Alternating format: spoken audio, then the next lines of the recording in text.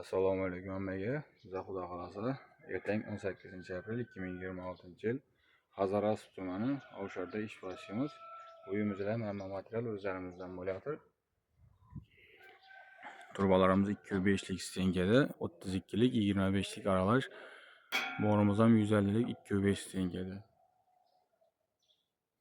Zangilarimiz, batareyalar, instrumentlar, xudo xolasa hammasini yuklab ertanga tayyorladik. Katyolamiz rossiyskiy Magnum degan katyol, uy egasi o'zi zakaz bilan oldiryapti. Biz olib borib o'rnatib, xudo xolasa chaylatib o'rnatib beramiz. Siz ko'rib boraverasizlar, kimga shunday xizmatlar kerak bo'lsa, ekranda nomerlarni qoldiramiz, bog'lanaverasizlar. Xorazm viloyati ham Qoraqalpog'iston Respublikasi bo'lib, ko'mir otobinalar, gaz otobinalar ishimiz.